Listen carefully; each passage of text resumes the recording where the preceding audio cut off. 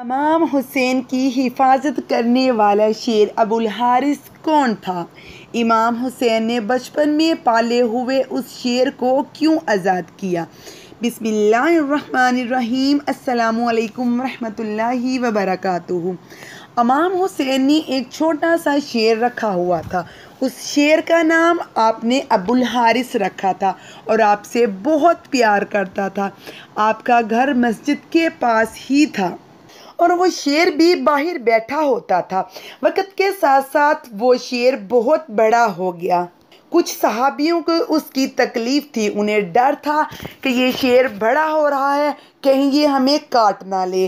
और वो सब सहाबी हमारे नबी सल्लल्लाहु अलैहि वसल्लम के पास आए और कहने लगे, या रसूलल्लाह, हुसैन का शेर जवान हो गया है, हमें डर है कि कहीं ये हमें काट ना ले।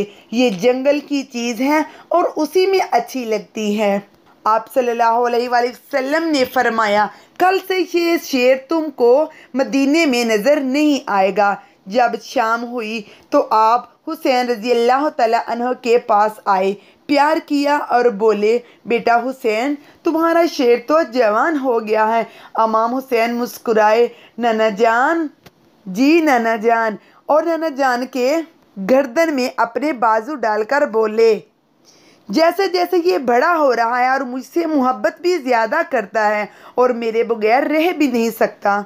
नबी करीम सल्लल्लाहु अलैहि वसल्लम ने फरमाया कि हुसैन बेटा, आपके नाना के सहाबी इससे डरते हैं। जब सहाबी नमाज पढ़ने आते हैं तो उनको डर है कि वो हमें कोई नुकसान ना पहुंचा दे, क्या हम इसको आज़ाद ना कर दें? ये सुनना था कि हुसैन की आंखों से आंसू झाड़े हो गए और बोले, नन्ना जान, आज का दिन निकाल लें, कल से आपको अबुल हारिस नज़र नहीं आएगा। नबी पाक ने फरमाया कि बेटा, आज के दिन क्या करोगे? इमाम हुसैन रोए और बोले कि नन्ना जान, बाहर शाम हो गई है और ये वक़्त किसी को घर से बाहर निकालने का नहीं है। नबी पाक ने इमाम हुसैन को सीने से लगा लिया। जब इमाम हुसैन तहज्जुद के वक़्त अबुल हारिस को खुराक देने आए तो अबुल हारिस ने कहा कि मौला, आज इतनी जल्दी एहसान? मौला ने सारी बात अबुल हारिस को बता दी। अबुल हारिस ने कहा, ठीक है, मैं जाता हूँ, पर मेरी एक शर्त है, फिर एक बार मुलाकात ज़रूर हो।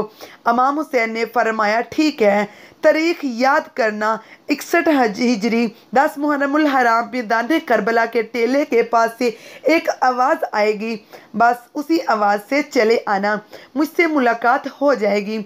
अबुल हारिस ने कहा कि मौला, आवाज़ कौन देगा? क्या वो आवाज़ आप देंगे? इमाम हुसैन ने फरमाया कि नहीं। फिर कहा, क्या अब्बास रज़ी अल्लाह ताला अलमदार देंगे? फरमाया नहीं। फिर पूछा, कौन देगा? इमाम रोए। फिर फरमाया, मेरी 4 साल की बेटी सकीना आवाज़ देगी या हमारी अम्मा फ़िज़ा अलैहिस्सलाम आवाज़ देगी।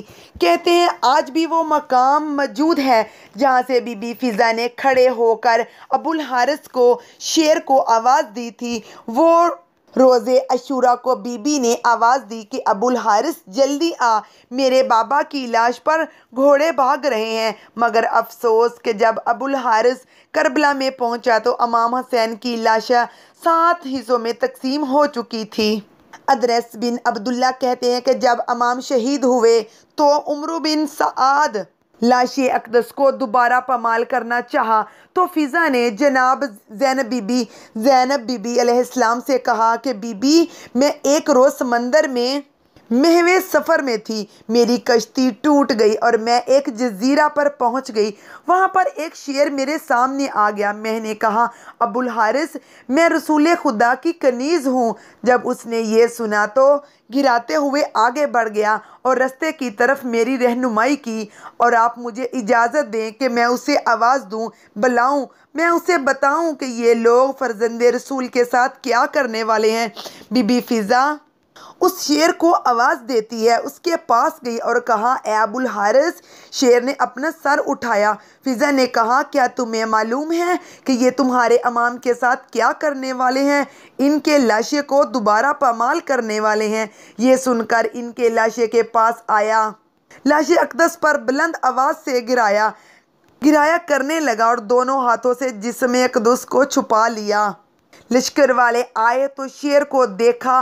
उमर सआद ने लश्कर से कहा, ये फितना है, उसे जोश ना दिलाओ और वापस लौट जाओ। चनाचा सब वापस लौट गए। बीबी फ़िज़ा ने हज़रत ज़ैनब को ये खबर सुनाई और इसी तरह लाशें मेथर पामाल होने से महफूज रही। वाज़ह रहे कि ये इमाम हुसैन का पाला हुआ शेर था, जो कि ख़ानदान नबूवत का वफ़ादार था और आज भी मौला अली सरकार से मंसूब है। बीबी फ़िज़ा फ़ातिमा-तुज़-ज़हरा की कनीज़ थी, जिन्होंने फ़ातिमा-तुज़-ज़हरा के बाद इनके बच्चों का साथ नहीं छोड़ा और बीबी ज़ैनब और बीबी उम्मे कुलसूम अलैहिस्सलाम के साथ साथ रही और करबला में भी हुसैन के हमरा रही और उनकी बेटियों और बहनों के सहारा बनी रही, जिन्हें अम्मा फ़िज़ा कहा जाता है। रसूल सल्लल्लाहु अलैहि वसल्लम ने अपनी ज़िंदगी में बीबी फ़िज़ा को 3 दुआओं की कबूलियत की सन्नत बख्शी थी।